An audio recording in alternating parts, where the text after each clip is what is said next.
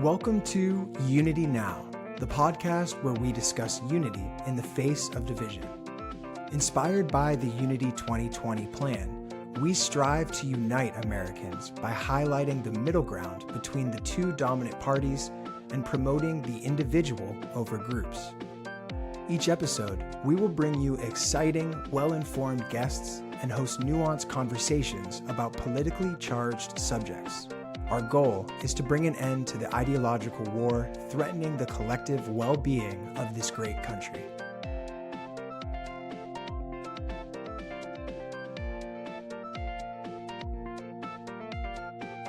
All right, everyone. Thank you and welcome back to the Unity Now podcast. I have the pleasure today being joined by Spike Cohen, founder and president of You Are the Power and the 2020 Libertarian Vice Presidential nominee, or as he likes to call it, the 2020 Vice Presidential Bronze Medalist. Yes. Which I love. Yeah, welcome, Spike. Thanks for joining us. Thank you for having me. And another sad update. I have not yet received my medal in the mail.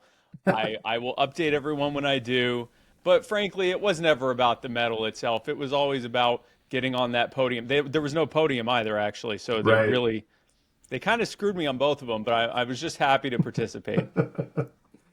Well, you can't win them all, right? So, yeah, I'm always curious about, if we could start here with the folks we talk to, they're kind of the origin story. Like, you know, you're someone who's obviously passionate about doing something in the world, like something to help others.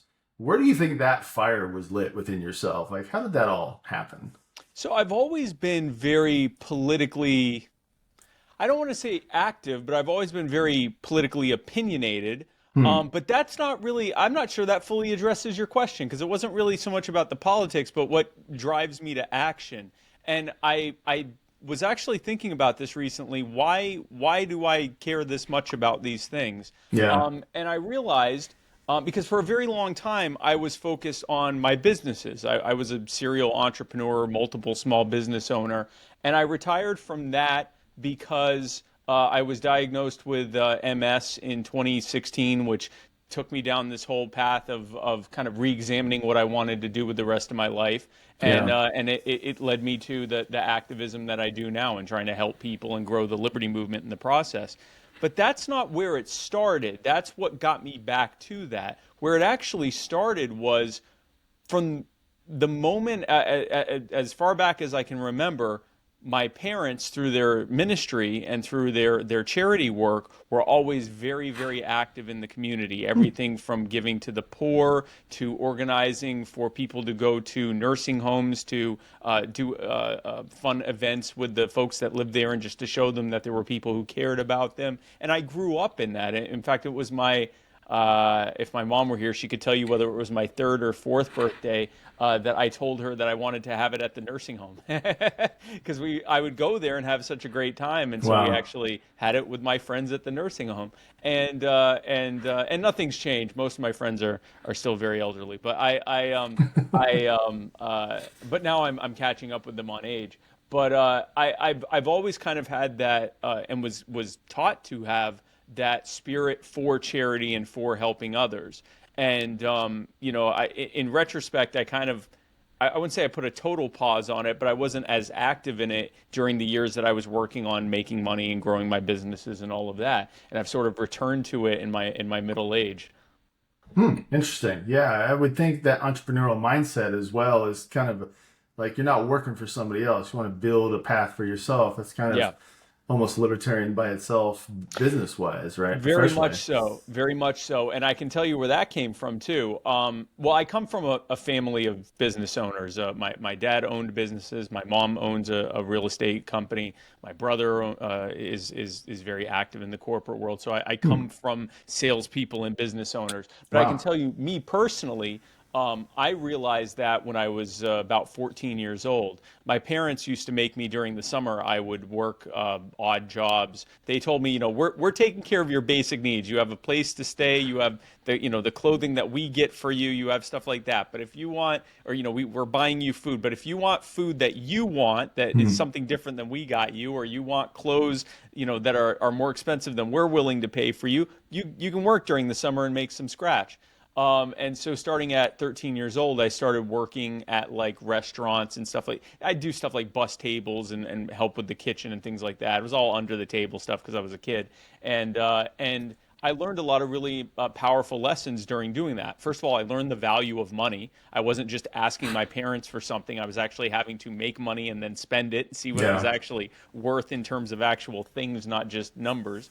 I learned the value of networking. The wait staff who I had a better rapport with would tip me out more, and that was more money in my pocket. So I learned to make friends with people and all of that, and have a good rapport and be helpful. But the biggest thing that I learned was when I was bussing tables, washing dishes. A couple summers I did landscaping work, and I would be doing this stuff alongside people who were 2 or sometimes 3 times my age, making not that much more than I was making, and they were having to pay taxes on it. So once you factor in the taxes, we were probably making about the same thing. And I remember thinking, I don't want to do this in my forget my 30s and 40s. I don't want to do this in my 20s. I want to already be working for myself, as soon as I can. So I started my first company when I was 16, right before my 17th birthday, and that was a web design company. And I kind of hit the races from there.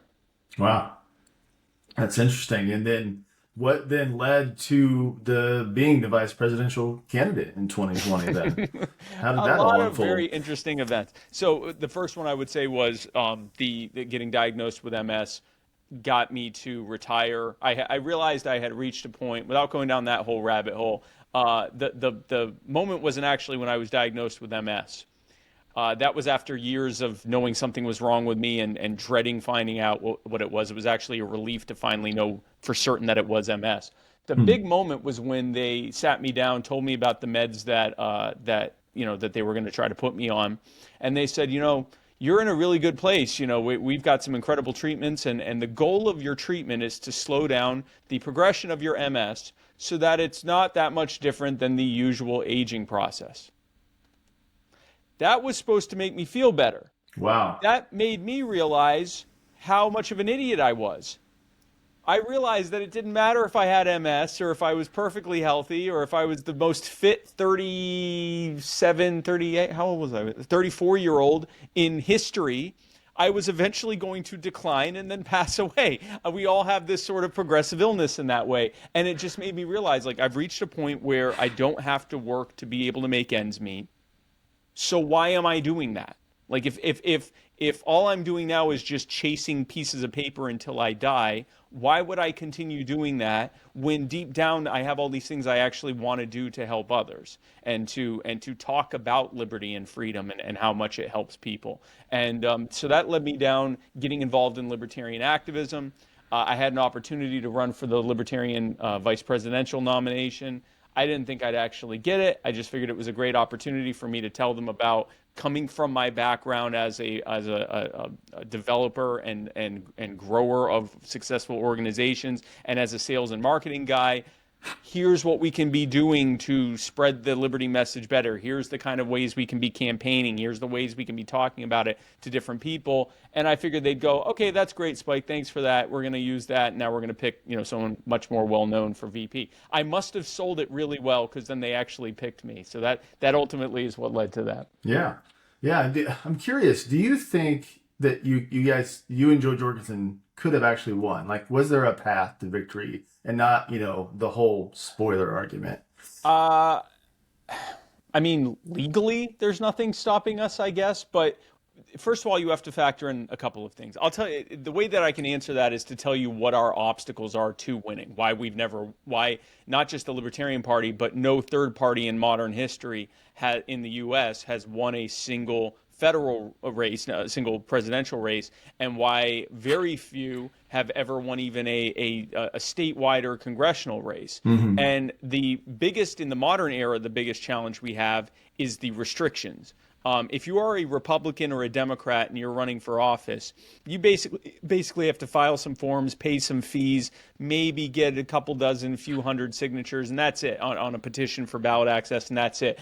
if you run as a libertarian or an independent or pretty much anything else, they fight you in court. It is millions of dollars, countless man hours. You have to hire attorneys. We have to go through a fight just to even be on the ballot. There is a systemic system of election rigging, I'll call it that, where the Republicans and Democrats conspire together at the legislative and judicial level to deny the American people an alternative to either one of them. So that's the first big challenge we face. Another big challenge we face is that because we have to spend so much time on that, it limits the amount of time and resources that we can put into actually campaigning. We have to put, an immeasurable amount of, or nearly immeasurable amount of resources into just even getting on the ballot, while at the same time, Republicans and Democrats are getting hundreds of millions of dollars in taxpayer funding for their campaigns, their primaries, their conventions, and everything else. We're having to pay to be able to participate, and very often are still not allowed to. They're paid to participate. But the biggest challenge we have is honestly even bigger than either one of those. We face the challenge of sort of a self-fulfilling prophecy that voters have, where they say, I'm not going to vote for you because I don't think you can win. And because I don't think you can win, or because I'm not voting for you, you're not going to win, and that's why I'm not voting for you. And it's an incredibly frustrating thing, because you want to gently and nicely grab this person, not in a violent way, but in a loving way, and say, if you voted for me, I could win. But the thing is,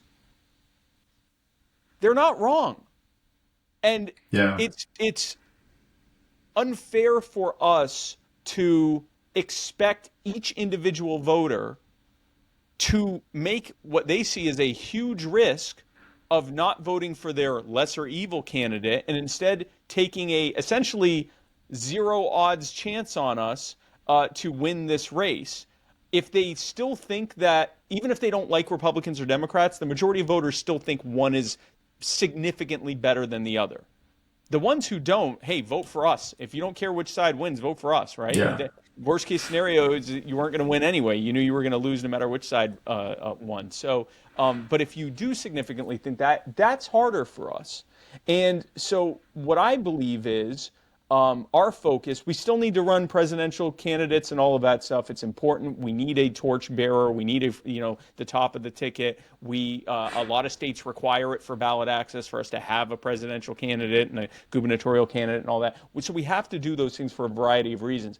But we've already won hundreds of races at the local and regional level, the county level, the city level, some state legislative races and things like that. We've won those races almost despite ourselves because we focus on the races that we really can't win right now or are near essentially impossible for us to win right now. We haven't done it yet. And so every 4 years we're like, we're going to do it this time. And it's like, no, stop doing that. We're already winning these races. Instead of winning hundreds of them, let's focus our resources on winning thousands of them. And that begins to kill that you can't win narrative on both fronts. Not only does it say we can win, but it actually changes the narrative to not only can we win, but when we win, you win for a change. Look, not only do we win elections, but look at the results of what happens when we take over entire city councils, when we take over entire school boards, when we get elected to sheriff or to mayor or to a state legislative seat. Look at what happens. Not just that we won, but it's not just team sports. When we win, you're freer. You're more prosperous. You live a better life as a result. Now we're less of a risk, and we're a risk that they're willing to take because they see that we're a significant departure from Republicans and Democrats. So to answer your original question, no, I don't think that there was a way that we were going to win absent a mass awakening event of tens of millions of Americans saying, I don't care if the Republicans or Democrats win, and if I vote Libertarian, then they can win too. I don't, absent some kind of mass psychological event happening, then no, I don't think it could have happened. And I didn't even get into, debate restrictions and the media pretending we don't exist and all of that. All of that gets solved when we become a big enough movement from the ground up, from the local level up, that they can ignore us and that the voters do see there's a significant difference. Yeah, I mean, I couldn't agree more on the self-fulfilling prophecy narrative you talked Yeah. about there. I've always believed that. Like, the more you say it, the more it comes true. The more you Yeah. Oh, believe it it, the absolutely more does. Yep. it's self-fulfilling. And then I like what you said about the groundswell and doing it thousands across the country. Yeah. I think I agree with you there. That would work. I was always thinking like pragmatically, like Brett Weinstein asked this to Joe Jorgensen on the Unity Campfire series within the Unity 2020 plan. And he was pressing her on, like, shouldn't we consider combining groups like Unity 2020 that at that point had amassed like 10,000 followers? And he was trying to get that kind of Yeah. immediate groundswell, but combined with the Libertarian and the Green parties pragmatically, because isn't it drastic enough to do something like that? And if we wait until everybody thinks it's drastic enough, is it going to be too late? Right. Like, do you think there's any merit to that kind of idea? Or is that another one that would never really work?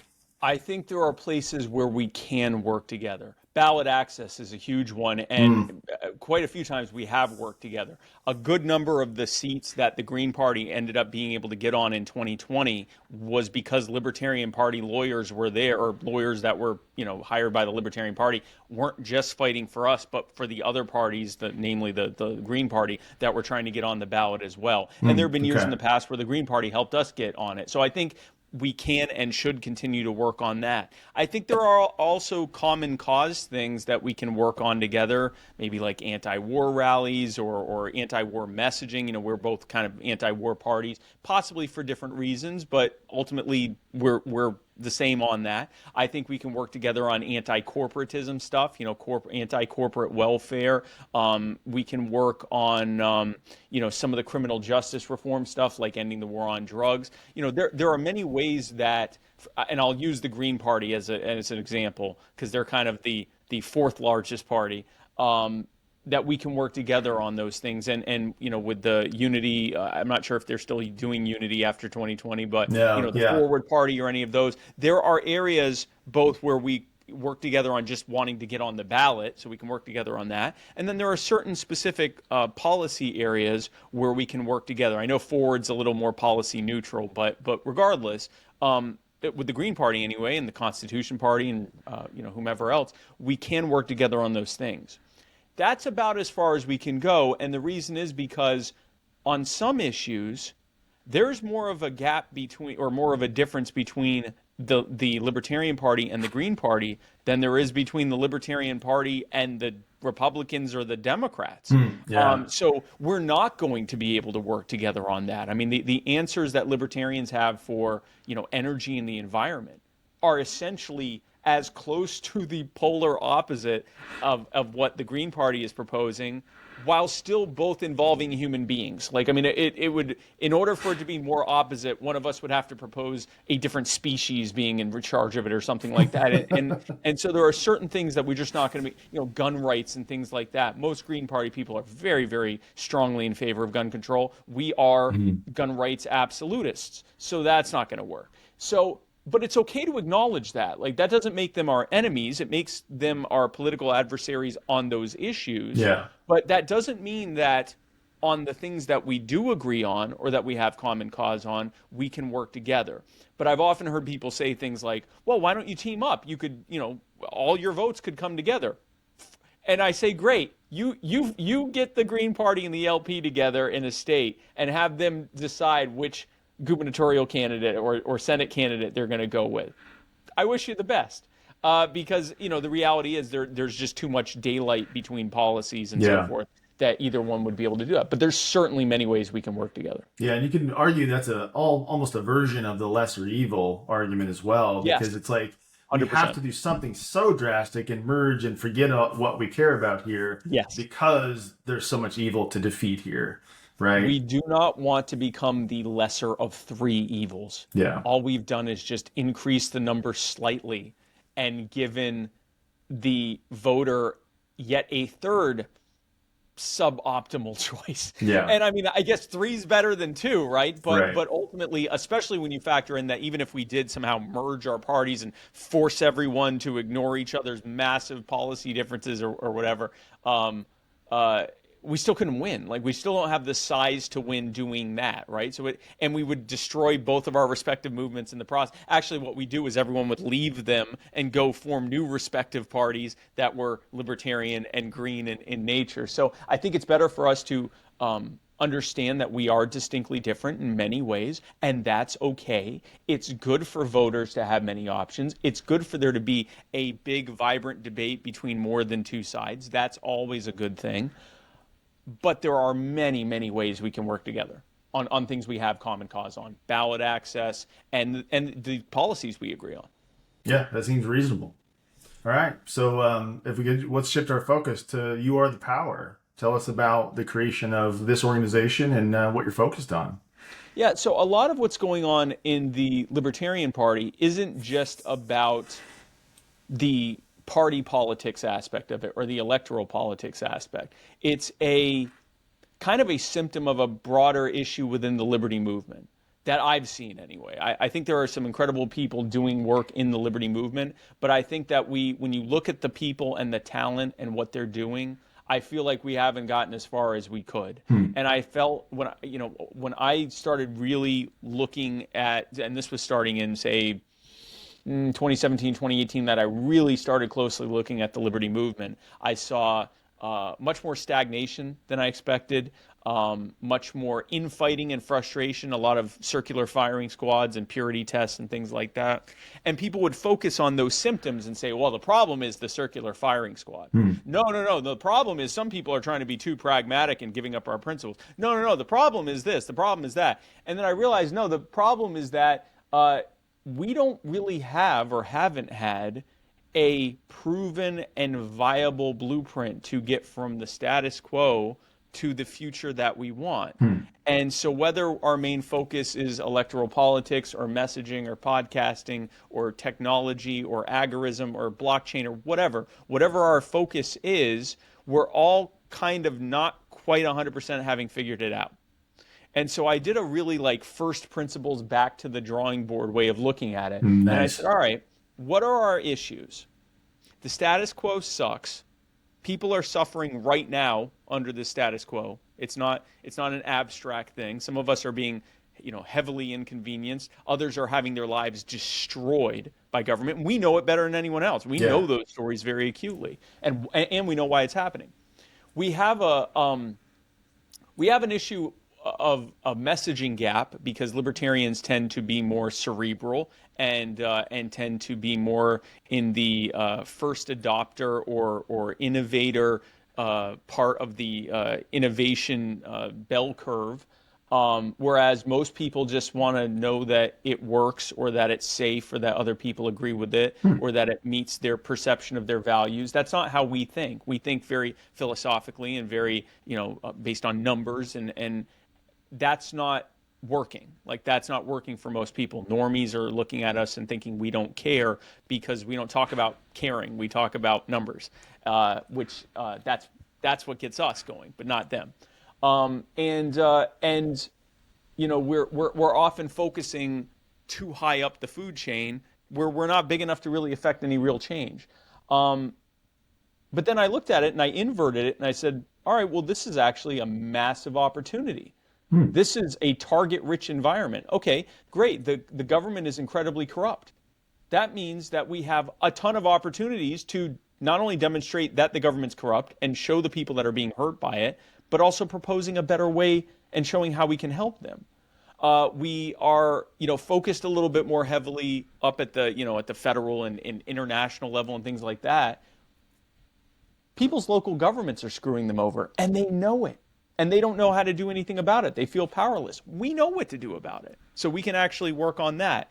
And what a great opportunity to message, not by just explaining how our libertarian utopia will work, but actually showing the misery that's being caused by the status quo now and contrasting it with our common sense solution that people usually agree with already before they even heard of us.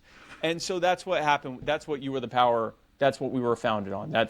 We started it as a proof of concept, and in 2021 with just some volunteers. We had an incredible success rate, both in terms of actually winning on those causes and getting victory for and justice for the people and respect for the people that we were fighting for, but also bringing people into the movement and into our little as yet unnamed group at the time to do more in the future. And so we officially launched last May, and since then we have in that, I guess, not quite year and a half, we now have thousands of members across the country. We have members in every state. We're now divided into regions and have organizers for each region. At any given time, we're working on anywhere from 3 to 5 different causes across the country, and that's expanding and snowballing. I used to say a 70% success rate in terms of actually getting victories on the causes we're working on. We're now closer to 75 to 80%, depending on your definition of success. And we've also really gotten people tuned into our underlying message, which is human respect. We expect a certain level of respect from individual people to individual people. We expect that we can go about our day and not be stabbed or killed or robbed or hurt in any other way by just someone walking down the street, because we expect a certain level of respect for each other, our boundaries, our lives, just the fact that we are individual people who deserve to be able to have that level of respect, and we give that respect to others in turn. That's how we live good lives. And in areas where people don't have that expectation of respect, their lives are worse. But we have this blind spot when it's the government. Suddenly, the things that we wouldn't tolerate from those very same people in government, if they were doing so outside of their capacity as government officials, when they're in government, suddenly it's okay. If they're robbing you, well, that's just taxation, and that's how we pay for roads. If they're, trying to take your property, well, that's just eminent domain, and they think they can use it better. Yeah. If they're, stealing from you when you're driving down the street, well, that's just civil forfeiture, and they're trying to stop crime. If they put you in a cage because you had a plant, well, that's just the war on drugs, and it's a failed policy, and we need to contact our rep. No, it's theft and kidnapping. And so we use these examples not just to get victory for the people that we're fighting for, but to demonstrate that the people we're fighting against, the city council members, the sheriffs, the chiefs of police, whoever it is we're going up against, these are human beings. And when they take off their uniforms or get from behind their podiums and go live like normal people out and about in the world, especially in local government where they're our neighbors who are going to the same stores as us and everything else, if they started acting that way outside of their capacity of government, we never tolerate it. So we're driving that message home, and in doing so, we're bringing people into this movement that we're growing in You Are the Power. It is among the most rewarding things I've ever done. It really has begun to snowball in the last few months, and we're just getting started. If people want to find out more, if you go to youarethepower.com, we'd love to have you be a part of it. We'd love to have you be a member. Membership is free. We'd love to have you join us and fight for respect for you and me and everyone else. Awesome. Yeah, that's a great description of the whole thing. I appreciate that. And I had, I don't do this often, but I wanted to play our audience one of your YouTube shorts that you recently posted from the video or from You Are the Power. And this is in, I believe, Columbia, South Carolina, which a police officer says it's not his job to know what he's enforcing on a city ordinance. So I think this works just fine when we put it on the screen, and we'll be able to hear it together.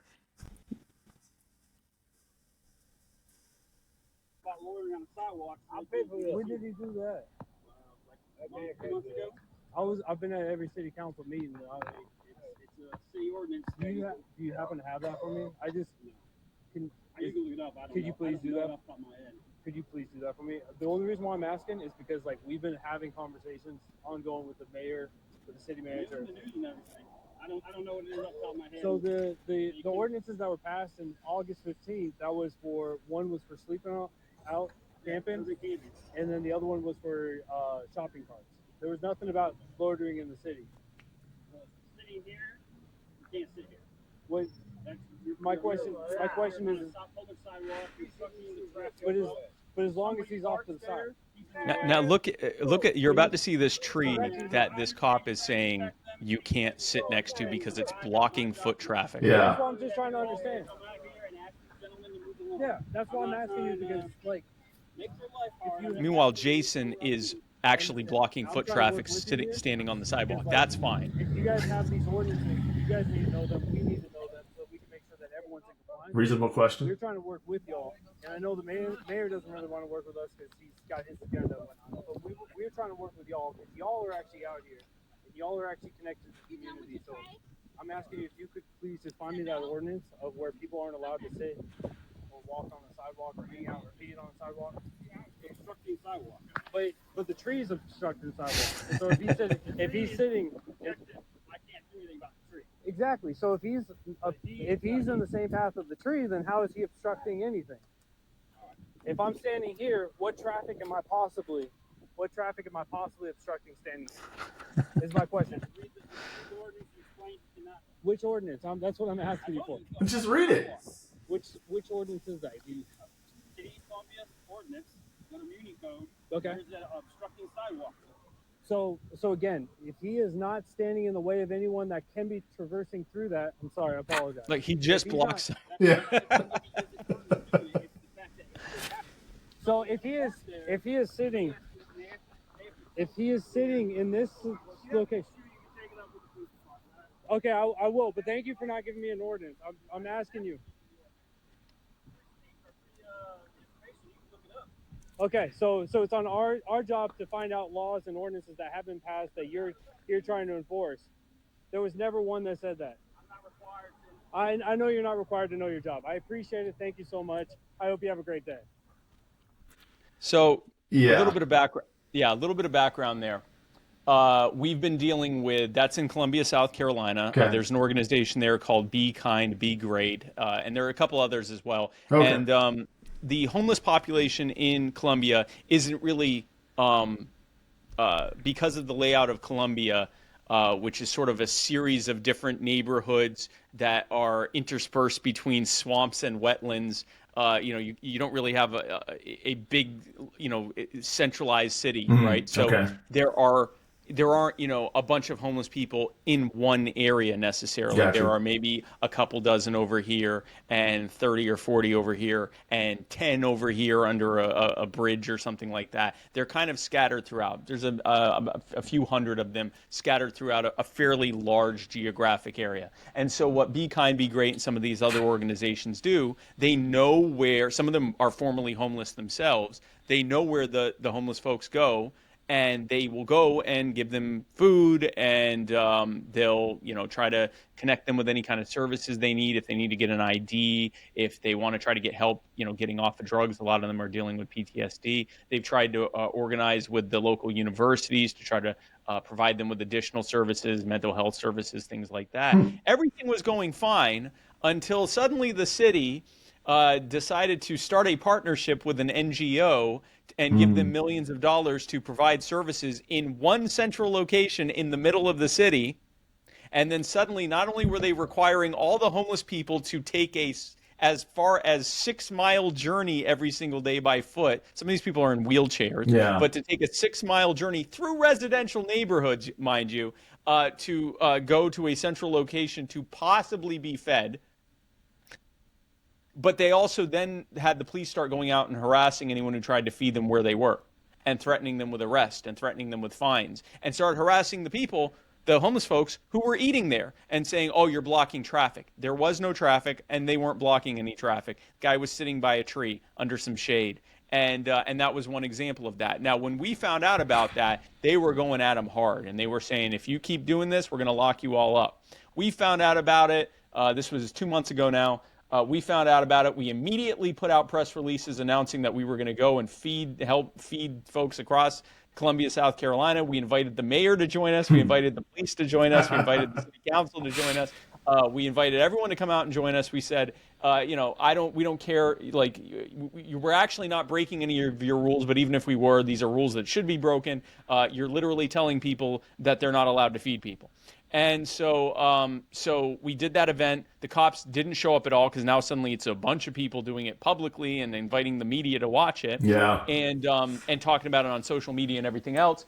In fact, a couple cops came towards the end and said they loved what we were doing.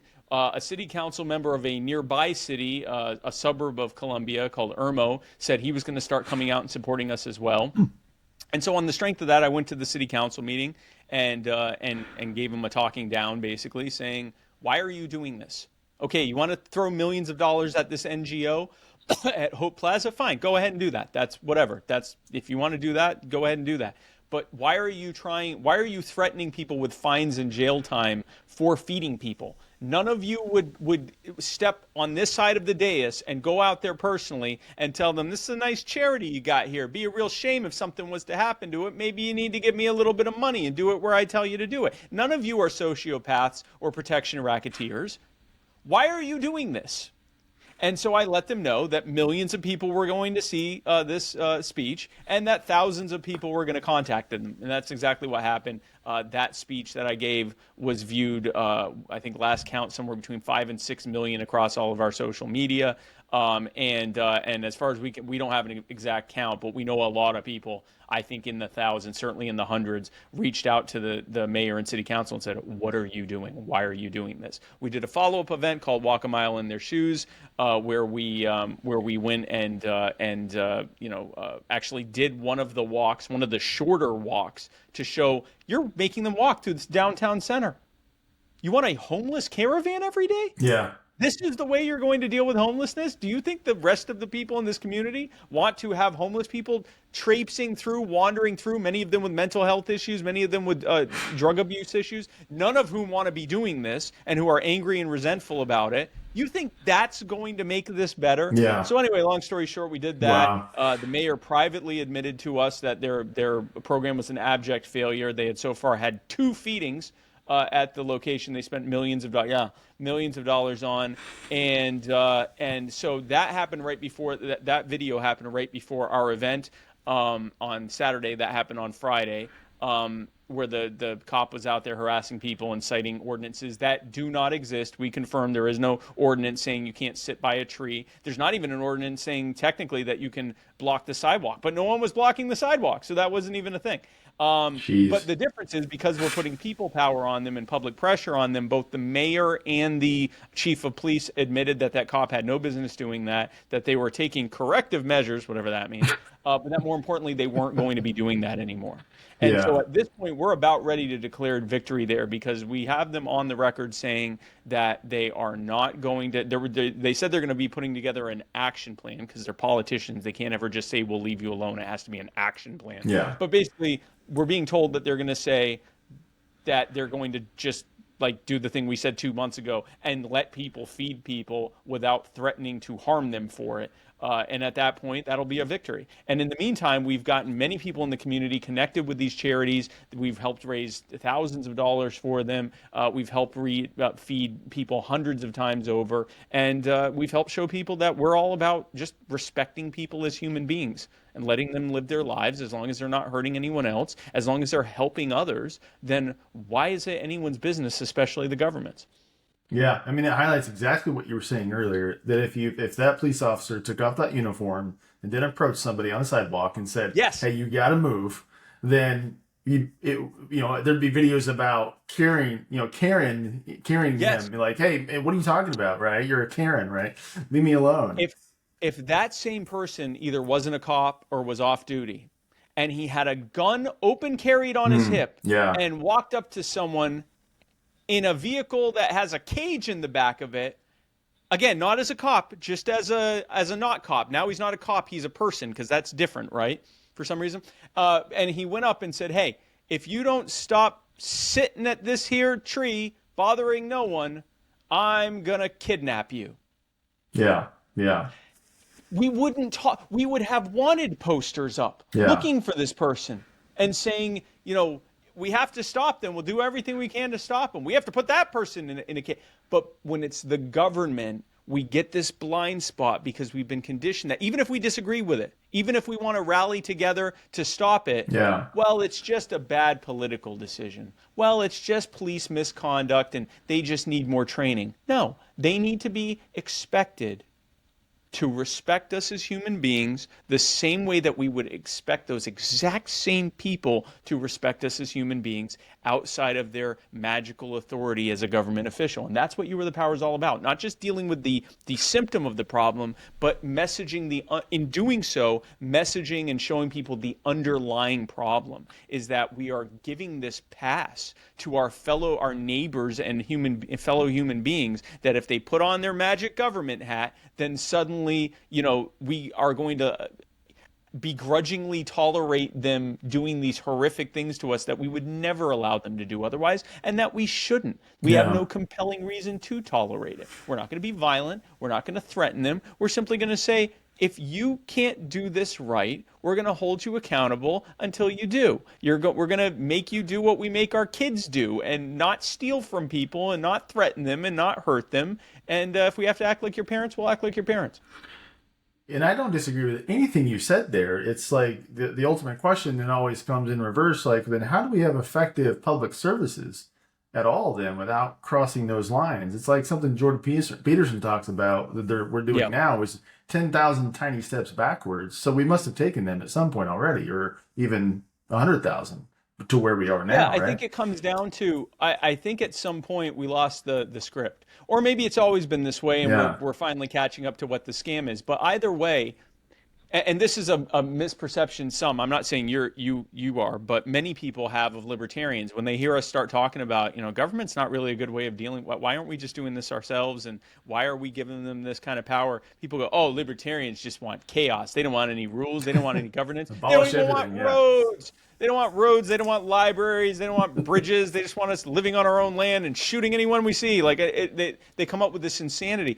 Libertarians want the same civil society everyone else wants. Yeah. We want roads, we want bridges, we want electrical infrastructure and sewer and water and we want all that stuff. We want telephone infrastructure, we want all that. We just recognize that there's no need to have a politician skimming from the top to provide that.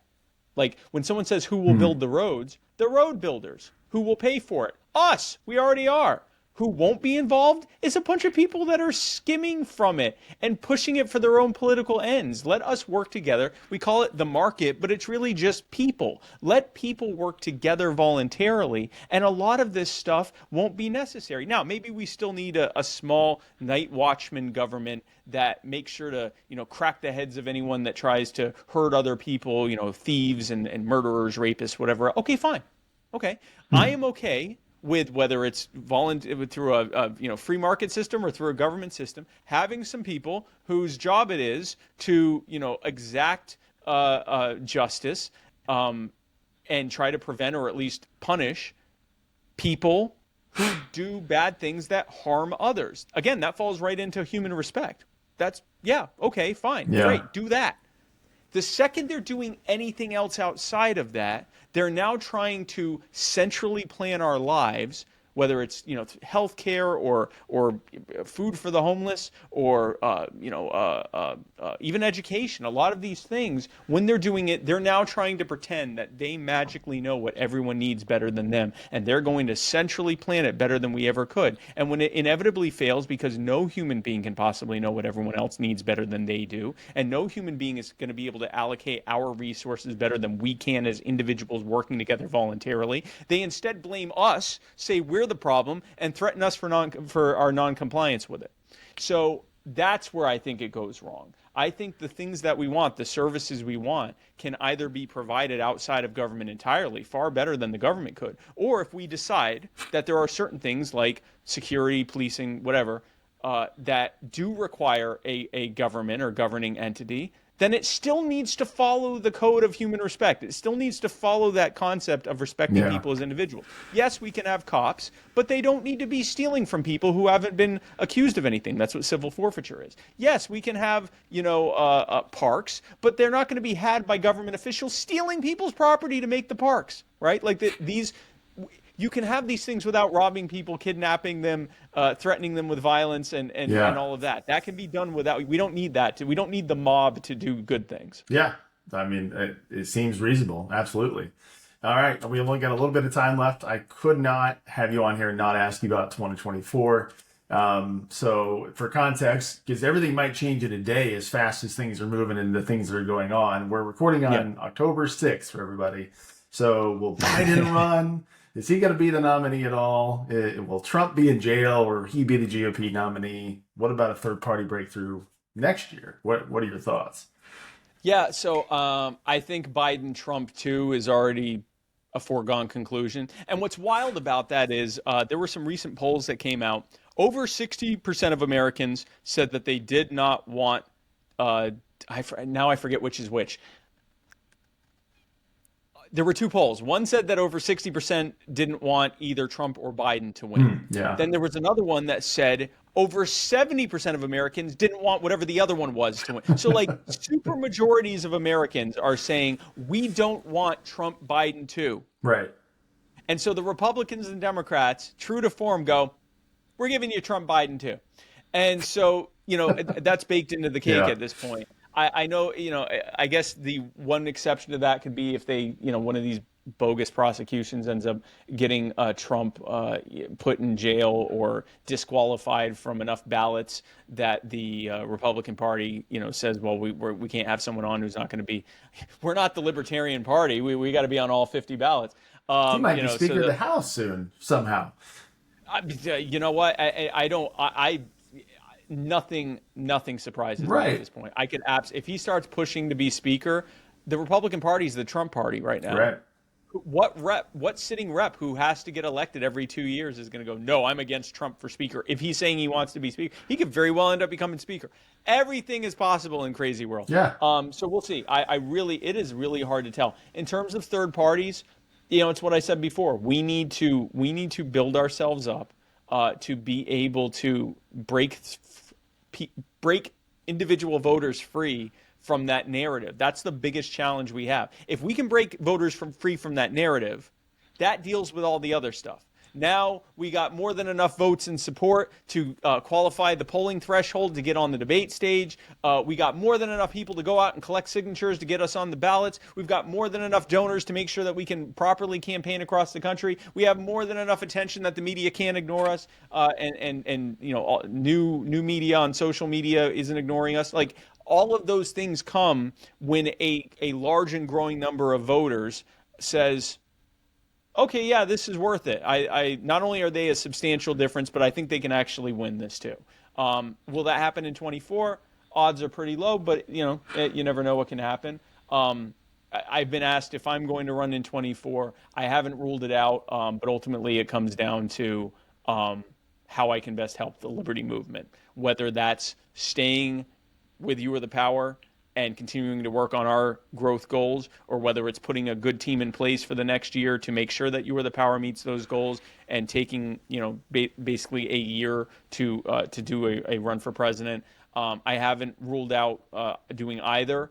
I will say that whatever I do, it's not about ego or really a desire to run. It's about whatever can help the liberty, not just the Libertarian Party, but the broader liberty movement best. Because You Are the Power is actually a nonpartisan nonprofit. We aren't tied to the LP.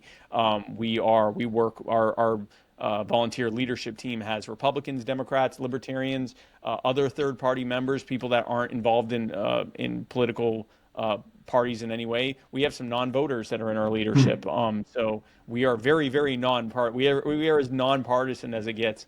So we'll see. I haven't ruled anything out, but I also, wherever I am, I will be helping this movement. That's awesome. Maybe some breaking news right there. We never have that on Unity Now, but possible 2024 run for Spike Cohen.